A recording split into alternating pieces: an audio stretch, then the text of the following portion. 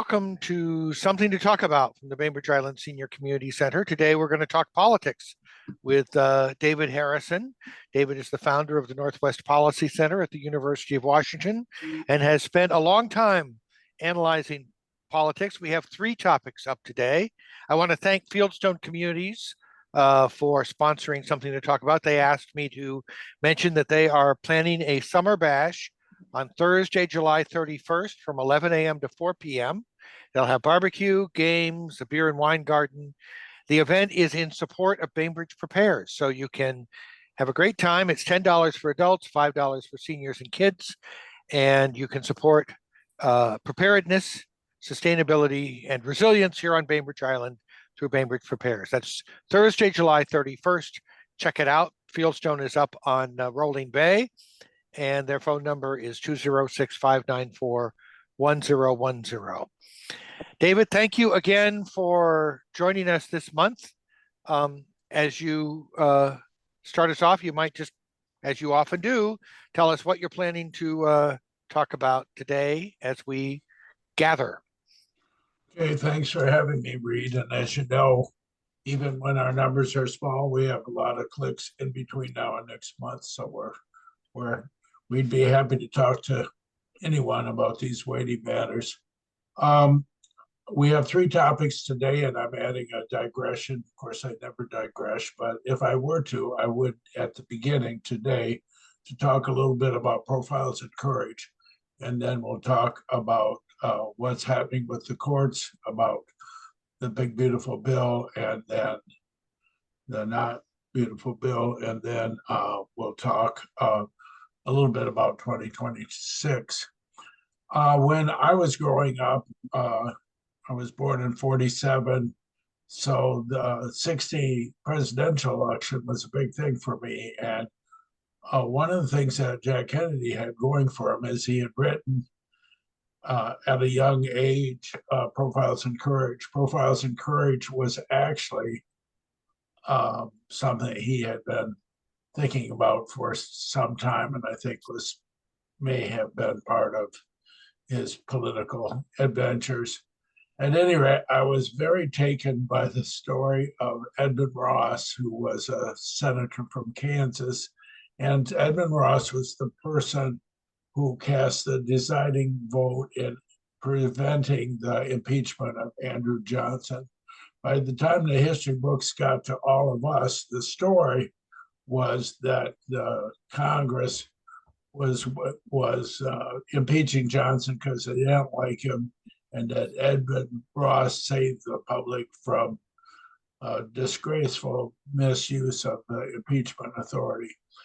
And that's partly right. It is true that the Senate then was trying to figure out how they could impeach Johnson, and they weren't really being very careful about the mechanics of it. Johnson played an awful role in American history. Johnson, more than any one person, reintroduced what was no longer slavery, but was as close to it as he could get. There had been a period of time where African Americans were being elected to Congress and to legislatures across the South, and Johnson was a mean-spirited man who moved away from any kind of Lincoln-esque reconstruction. So the story goes, what is a profile in courage? And lately, with the big, beautiful bill, we've had not profiles in courage, and we've had little shows that were supposed to portray courage to us by people who decided not to be courageous. It's not a coincidence that every time there's a showdown vote, from Hegseth to Kash Patel to Robert F. Kennedy, that we fall just short of preventing some awful thing from happening. The reason why that is that people who could vote against are negotiating with each other on who's going to do it so that they'll fall just short. They don't want to be the person that stands up to Donald Trump.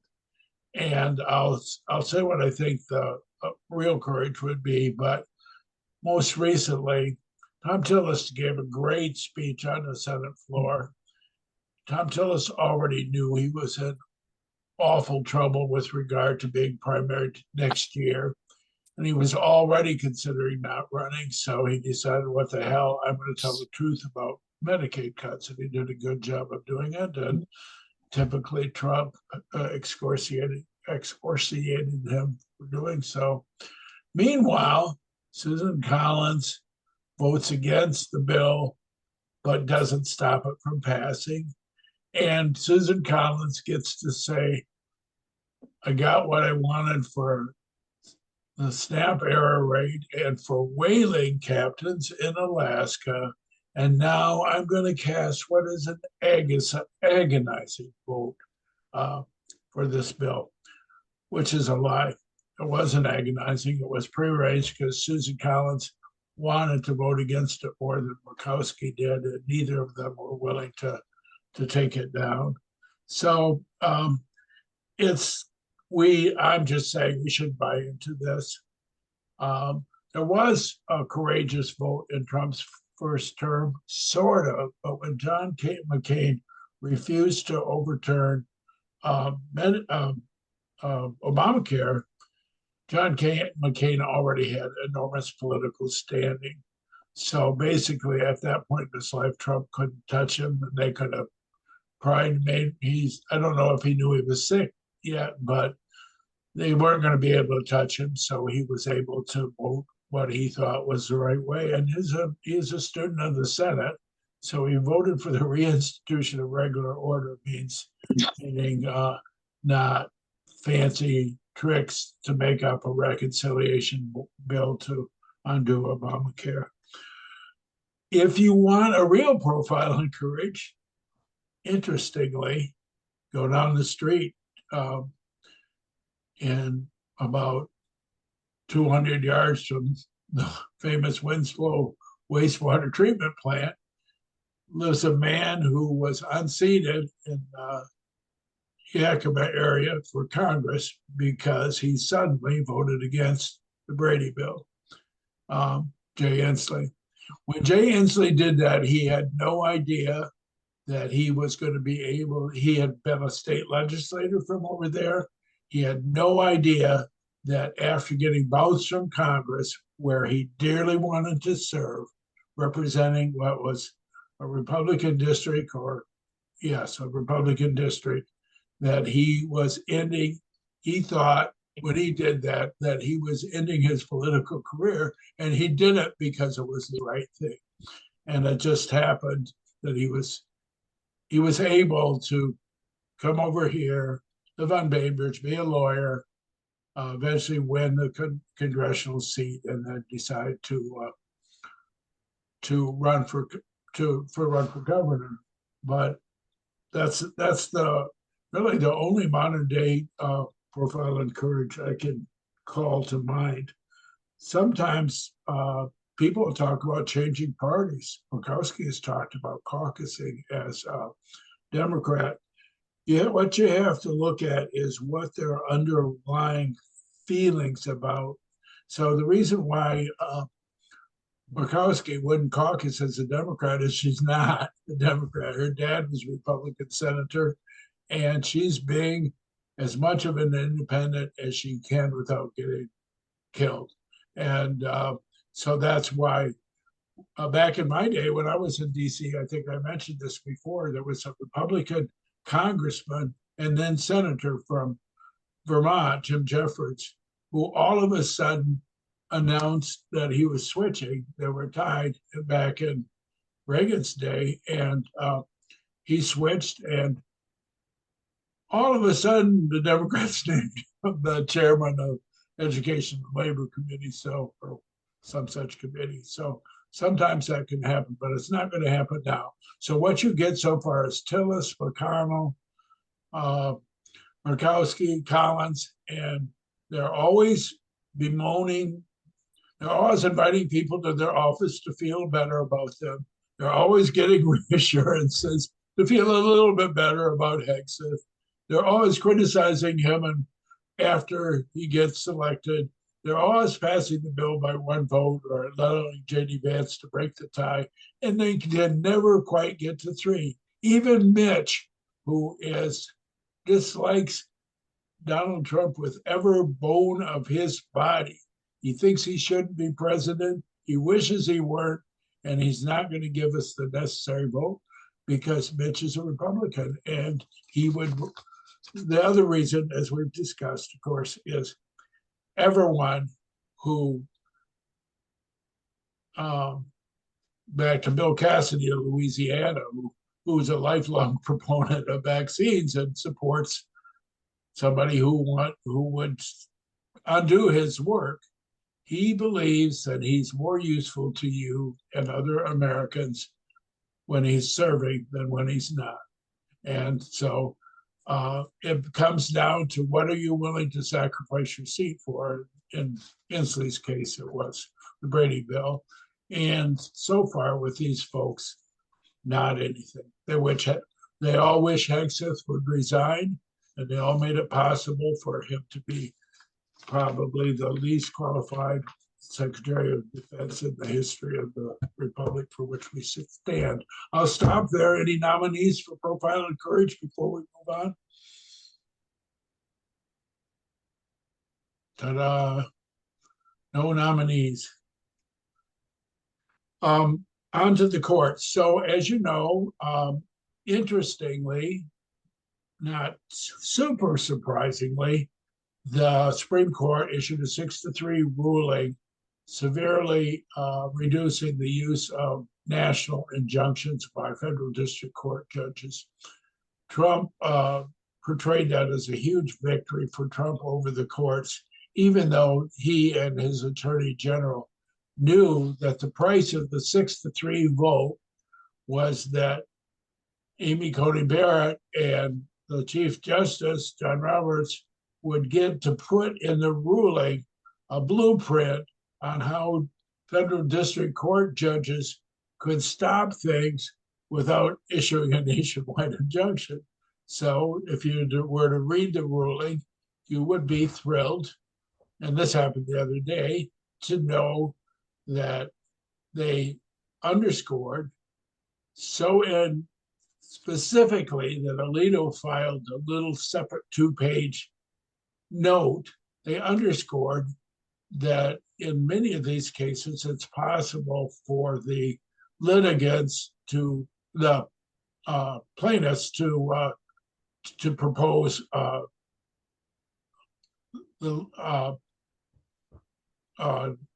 class certification of the class for a class action suit, and that through certification of the class and immediate ruling by the court once the class is certified, you can enjoin things, and actually it's a more powerful and longstanding injunction. So they said that, and lo and behold, this last week, a federal district court Judge LaPlante in New Hampshire has done exactly that. He's certified a class of people who are born babies, in this case, born in the United States, who would be denied citizenship if Trump were successful in his executive order denying birthright citizenship. So he's certifying a class already. There's a lot of rules for certifying a class, really amazing rules. There has to be typicality. The conditions for one person in a class have to be very similar to another. So in this case, there's all sorts of rights of citizenship that are equally denied everyone who's certified in the class. There has to be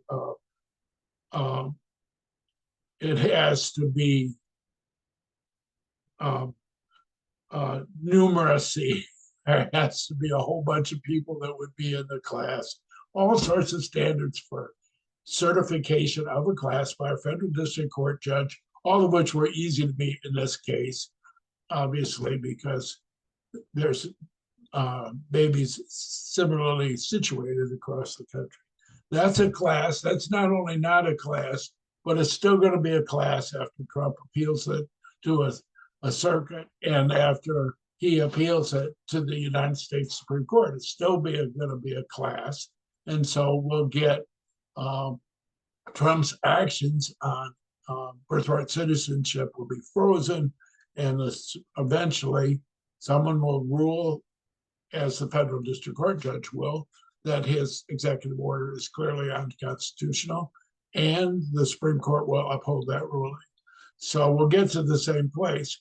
It's interesting. It's still awful because of this craziness of the argument. The argument all along was, why all of a sudden do we have 60 national injunctions from federal district court judges? We never had so many.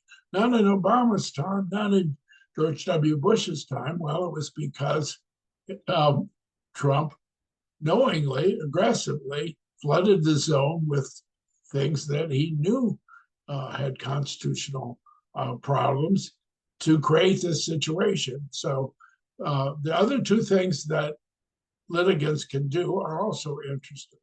One has already happened.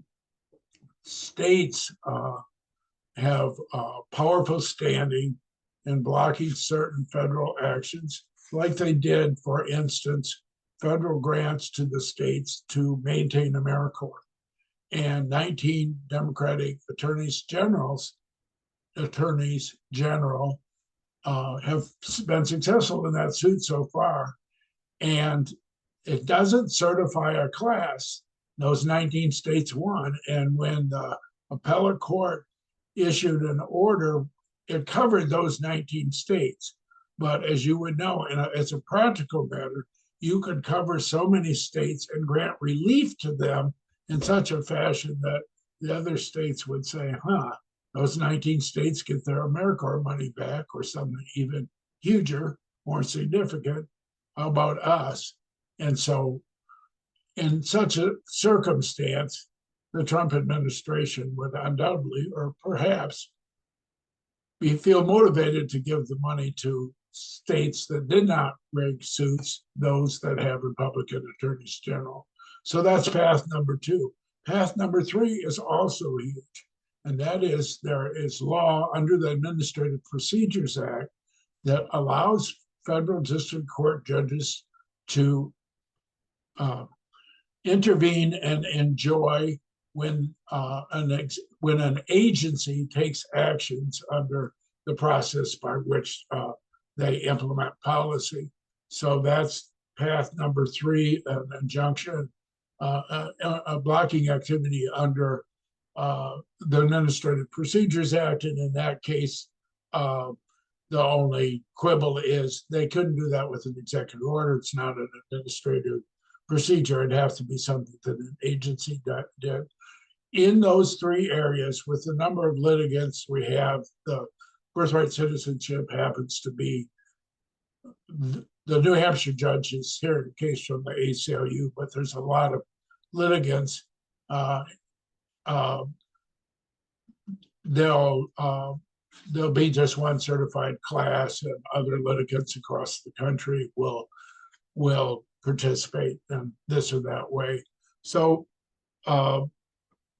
predictably, the Trump administration came out the other day and said that New Hampshire judge, who's a George W. Bush appointee, who had refused to order a nationwide injunction, he felt it was overreaching, was violating what the Supreme Court intended. They know that's not true.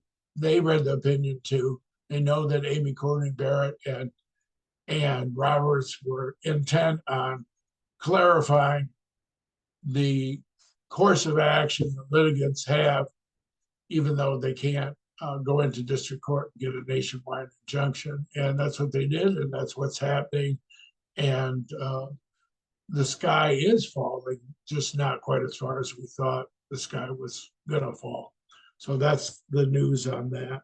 Certifying a class is not easy. You can Google it, and unfortunately, artificial intelligence will tell you all the ways it's hard, but it's doable, and classes are certified across America every day. In fact, Bill Marler, who, as some of you know, lives on the island, certifies classes on food safety all the time.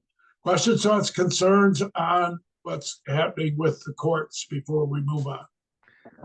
Well, I'm wondering about the how hard is it going to be to put together a class to respond to the Alien Enemies Act efforts that the Trump administration was trying to implode. And the other cases where they were saying that they were not going to use that particular act, but also were trying to, send people to El Salvador or to South Sudan.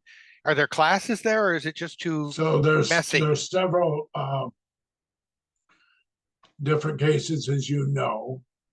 And the biggest, most successful case, also an ACLU case, is not a class action. It's a group of Venezuelans in Texas that ACLU was convinced that the Department of Justice was going to move right away and block them at 2 o'clock in the morning.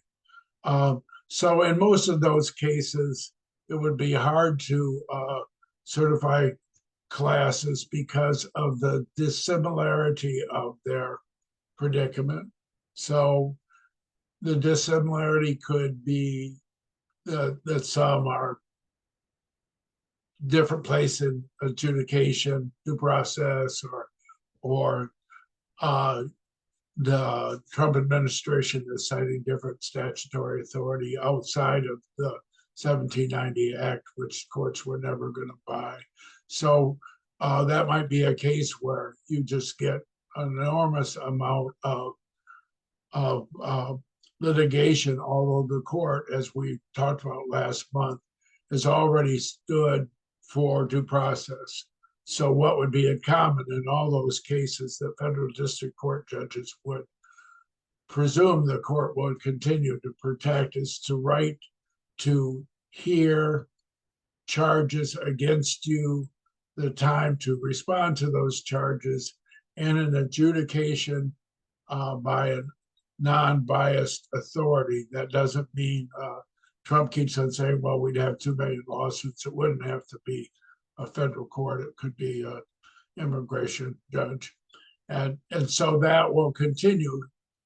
What will be in common will be the need for due process, but you won't get a national class of potential deportees that Trump wants to deport because there's too much dissimilarity. So expect more chaos. Well, it's interesting. I mean, it's America for sure in 2025, but real things have happened. I think if we were worried about our country, it would be what signal it sends to foreign student is going to the U if they know that the Trump administration is checking whether they said something about Gaza. I mean, that's not really the country we're used to having. And it is true, I think, as a matter of law, in terms of the granting of a visa, that there's quite a bit of State Department discretion. So there isn't an absolute First Amendment right of the visa seeker. And that's, of course, what's getting some foreign students in trouble. Anything on the court besides Reed's excellent question? He's not only gives excellent questions, but did you see him in the parade is what I've got to say. This is a man. This is a man made for the Bainbridge Island 4th of July parade. My knee is still hurting. Yeah. And do you want to say anything about Emil Bove and the F the courts?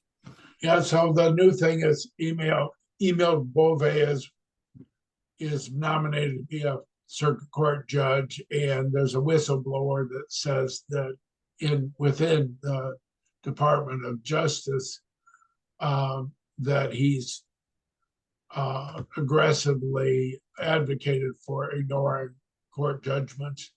As those of you who are with us regularly know, I don't think there is going to be an ongoing concerted attempt to ignore any specific court order. First, they've gotten so much from the Supreme Court ruled the other day that they temporarily, until there's a final ruling, could lay off, 8 zillion people. It's not like the Supreme Court's some huge obstacle other than in what I just described. So anyway, Bove is the whistleblower says he said that. Pam Bondi, who's Attorney General, says that he did. We're back to the same profile and courage. There's probably 10 senators who don't want to confirm him.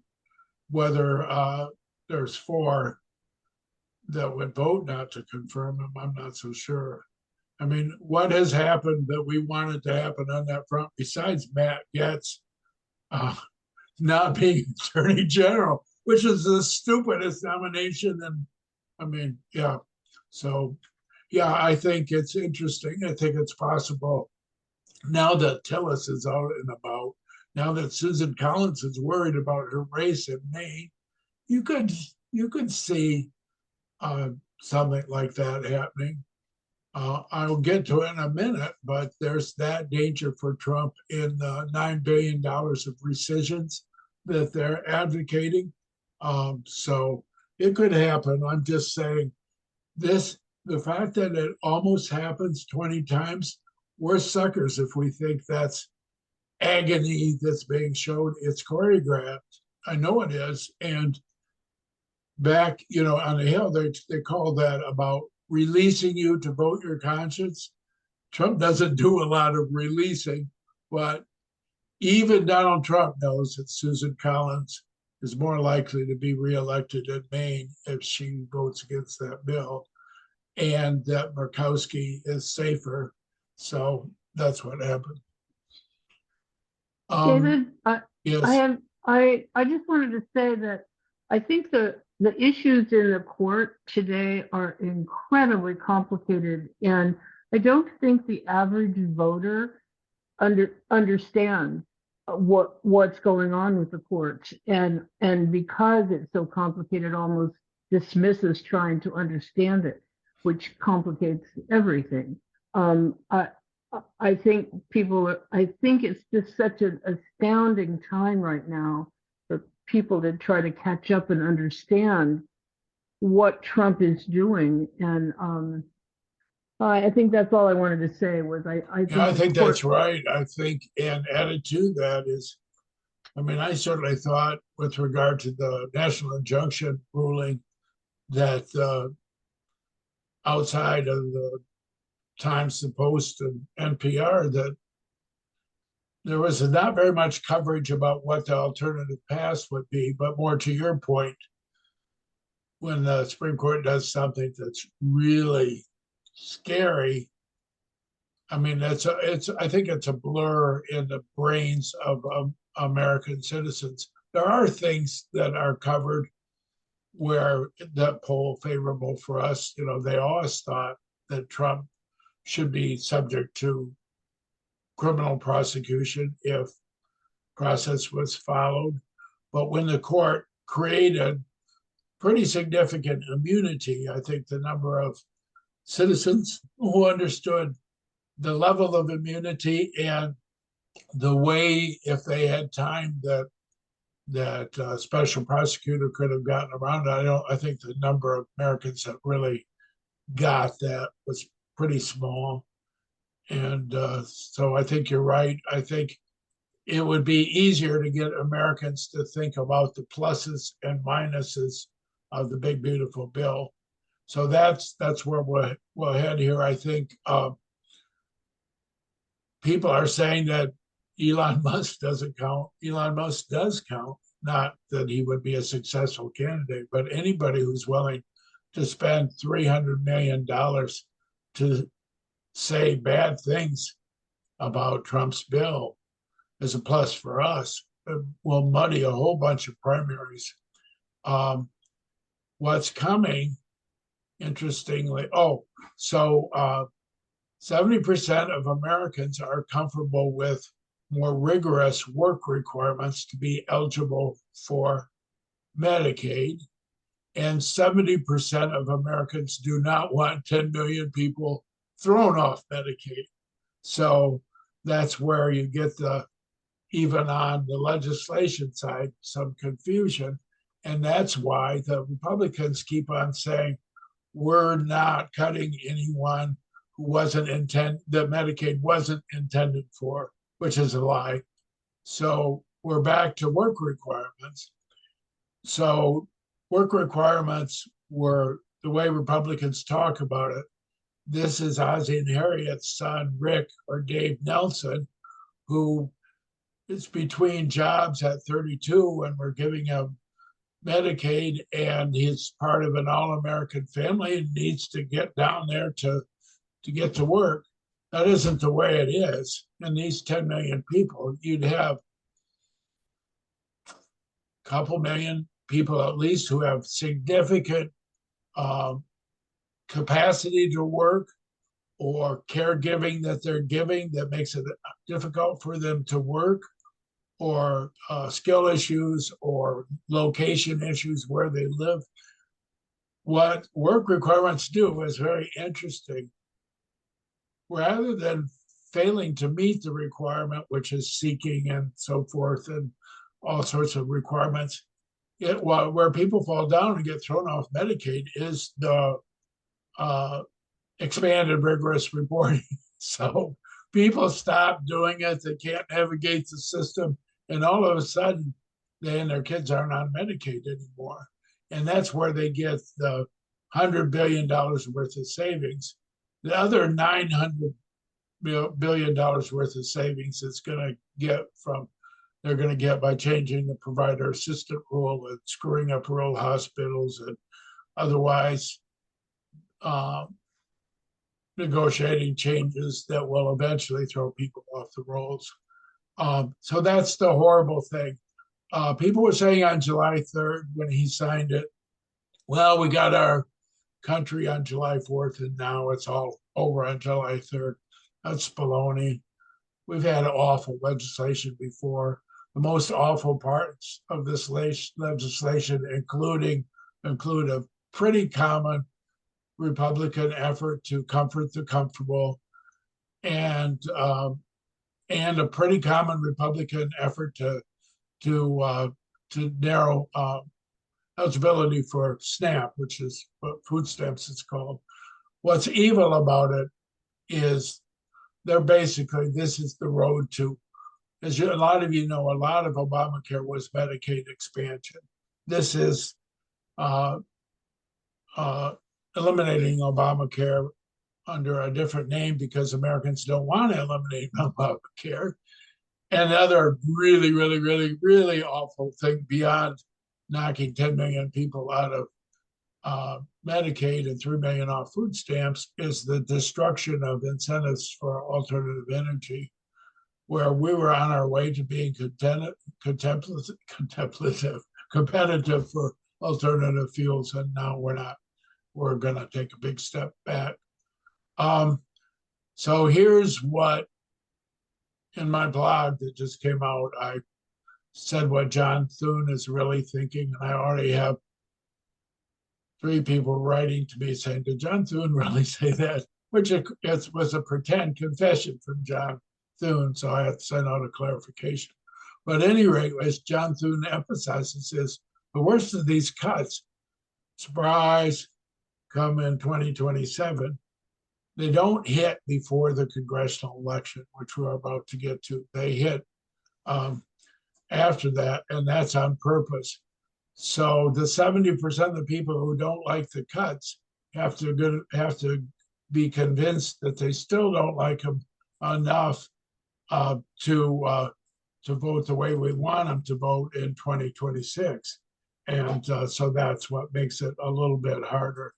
And that they did that on purpose. They reduced the pain as much as they could, the short-term pain, and less so on the energy side. So that's where we are in the big, beautiful bill. Let me mention one other related thing. So following that, all along, Trump was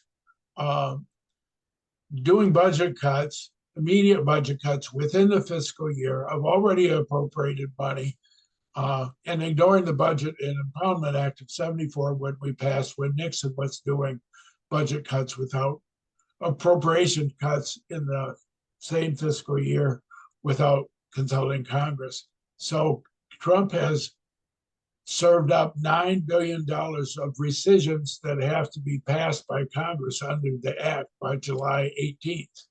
And as some of you who follow this know, that includes $1 billion of NPR money and public broad PBS money, including money that keeps rural radio stations going south of North Dakota.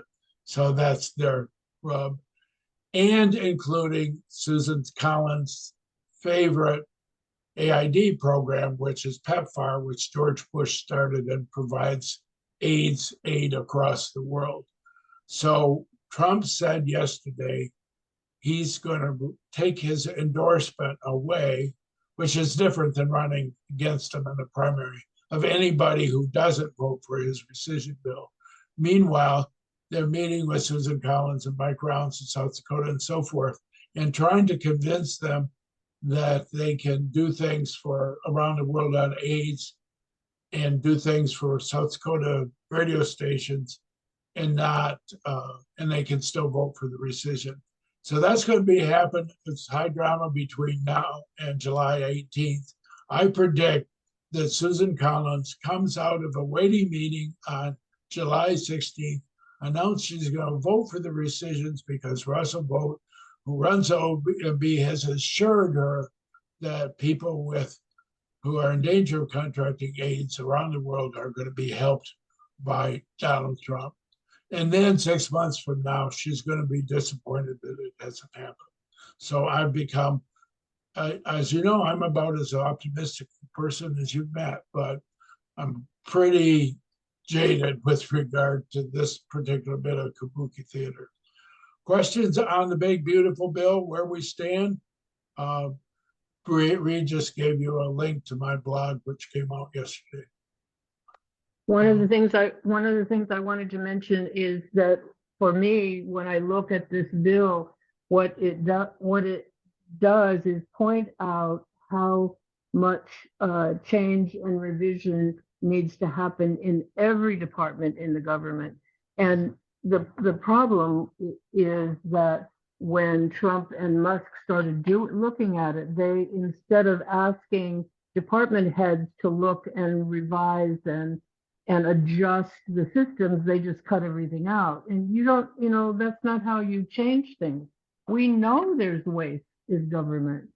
We're certain of it, and there's not been a way to really systematically look at it and do some good work. So, Trump comes along and we just decide to cut and cut and cut, and that's not the way you do things. So this bill really pointed that out, that we're not doing a good job looking at the government and how we can save money, and because there is a way to save money. I think that's right. I think there's several things going on at the same time. First, a synonym for waste with Trump and Musk was diversity, equity, and inclusion. So they decided on that and on other issues to cut first, like huge cuts in the Veterans Administration, and then see where the holes were and what people would argue should be reinstated. So that's an interesting strategy, because the wreckage on the personnel side and on the grant making side is huge. It goes all the way down to the local level. Kids in Concert on the islands got their diversity,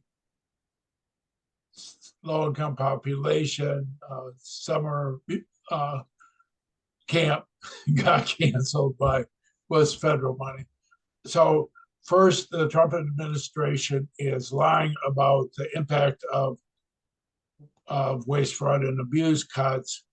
They're using what they like as a synonym for waste. There's a lot of Republicans who think energy incentives for the development of solar energy is waste. But third, as you say quite correctly, it's no substitute for doing it right.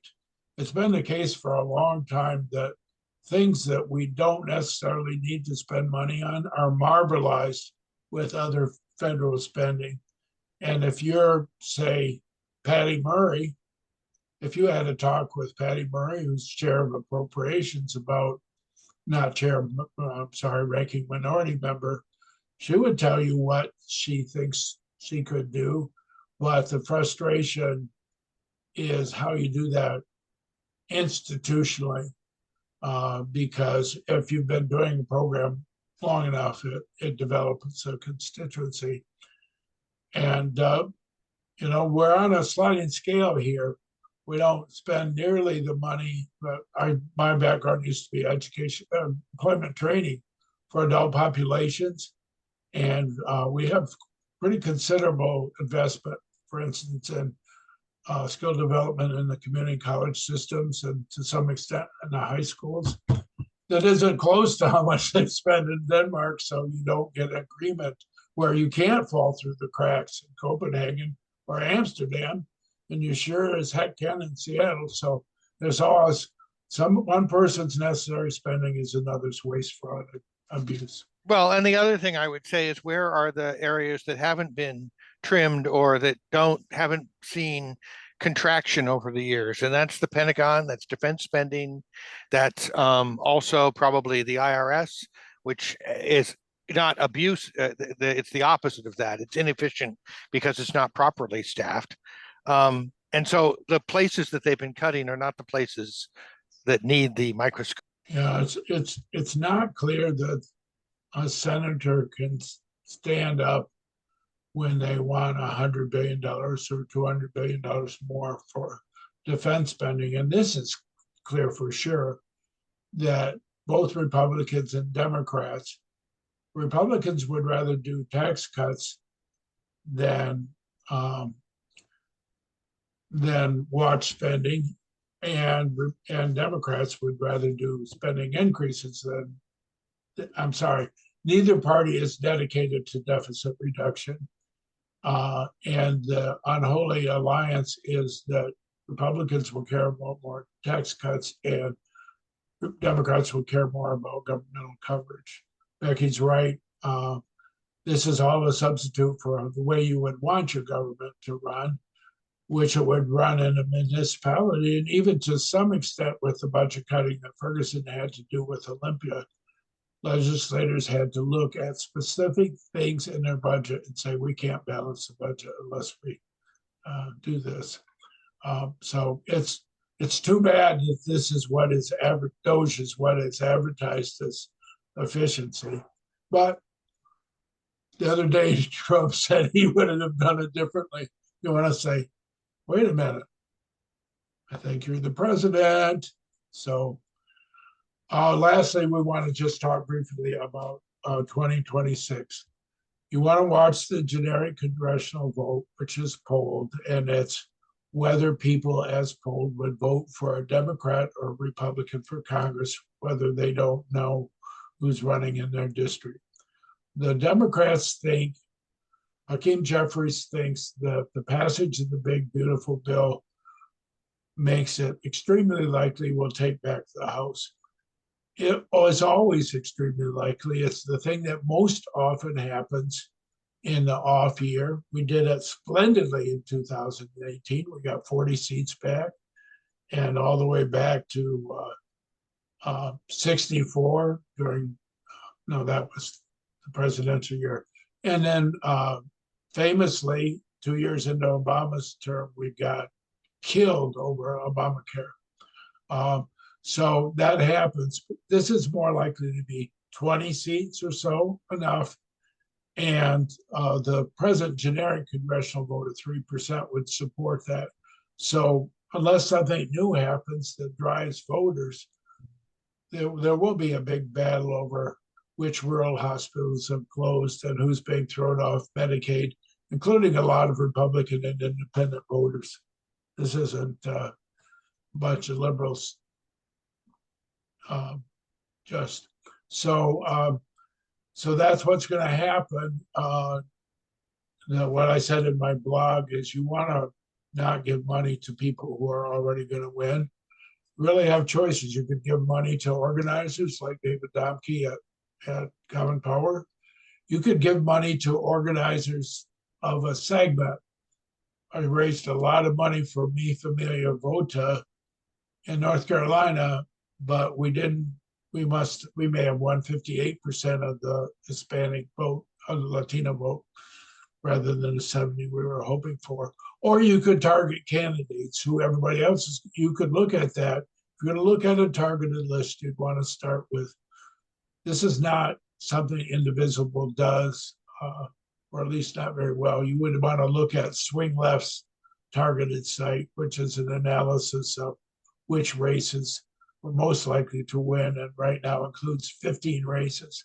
The Democrats, the DCCC, also has a list, and at this point, wisely, they're at 45. You don't want to start by saying your Democratic congressional candidate can't win. To keep in mind, we don't have any candidates yet, so sometime in the next 6 months, Swing Left will do basically escrow accounts. They'll do what called district funds. They'll raise money and promise to give it in 2026 to whoever emerges as the Democratic nominee. And again, Musk will be helpful. That will buddy the chances of swing district Republicans who people are mad at for voting for the bill, and Trump is mad at for not voting for a bigger set of cuts. So that whipsaws them. And that's my story for today. Questions, thoughts, insights, insults? Becky's wonder- back. Becky.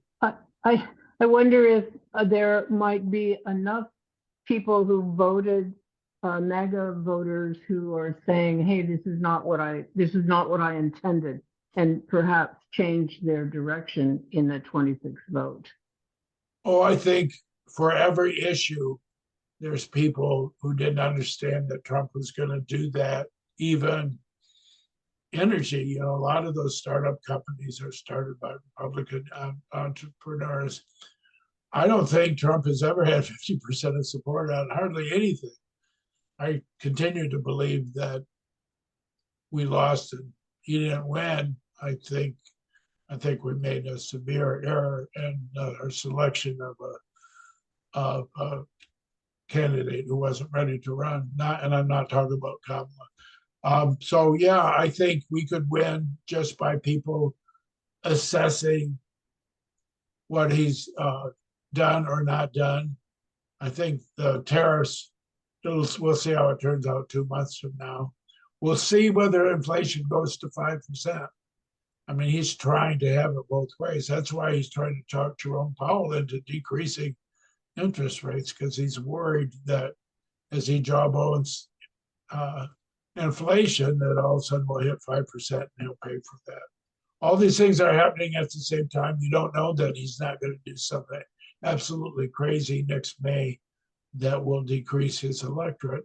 And of course, who emerges as our leader? I keep on talking about Andy Beshear in 2028. I'm very interested in somebody who showed that they can get votes in a red state. Lawrence or Bonnie, do you have, I saw your mic is on. This is a little bit off the subject, but I'm really concerned with the PBS NPR funds that have been allocated. And now Trump wants to take those away. And we got a message from PBS Cascade today saying that if those monies are taken back, they're going to be in real trouble. Yeah, so that's in the rescission package under the 74 Act. It has to get a majority vote in both House and Senate by July 18th. And if it doesn't, then the rescission fails. The problem is the House has already passed the $9.4 billion package, and it has to do with what assurances members get from OMB as to how they can otherwise deal with the issue. So we would have to get 4 votes in the Senate. And what Susan Collins wants to do is give some money to NPR, PBS, and restore PEPFAR, the AIDS funding. And so her bill would be like $8 billion. She'd have to get the votes for it. send it back to the House, and they would have to vote for it. Meanwhile, Trump is being threatening. So I think the most likely outcome is we're going to lose, and NPR's going to lose. You know, that doesn't mean that stations are going to close tomorrow. It's just a severe reduction in their capacity. But if you're in the mood, you'd want to go after Mike Rounds, the senator from South Dakota, who otherwise will accept a compromise. You want Tillis to vote against it because he's found new freedom. You want Collins and Murkowski to vote against it. You want Susan Collins to go for $7 billion instead. So you want all those things to happen all in the next week. So delay is not a bad thing either, but Susan Collins, as you may remember, 6 years ago, it looked like she was going to get beat. The polls were showing her losing to the Speaker of the main House. Her polls are awful now, and it could be that there's just too much Trump for Maine voters. But Susan Collins is figuring out what to do, and she's talking to Murkowski and Mitch and Rounds and everybody to see if she can't get a majority vote for a smaller package. Either way, NPR is right that they're about to get a punch, and that would be what you would do. Because unless she's successful in changing it in the Senate, there's no point in calling your House member because they already passed that version. However, if she gets $1 billion, $2 billion reduced, you can call any House member you can reach and ask them to go for that. Okay. Thank you. It's an alternative. And It's Sheila good to will see be, all you Sheila young will, people. I want to say that in addition to Reed and the 4th of July, that was my daughter-in-law and my granddaughter who were great blue herons. So it was a great- wonderful. It was a great 4th. The weather was perfect. It was, yeah, not too hot. And we're going to get together with you, I hope, on August 1st next. Yes, at 1:30. Yes, At I might be 1:30. I'm coming back from a hiking trip, so if I'm at a rest stop in I-5, that's why. Okay, you let us know. Anyway, No, I can do it for sure. It's just how the traffic goes. so David, founder and executive director of Northwest Policy Center at the University of Washington, active with the Evans School, right? You were a senior lecturer there, and I guess you still get to claim that a little bit. Thank I'm you still very much. around.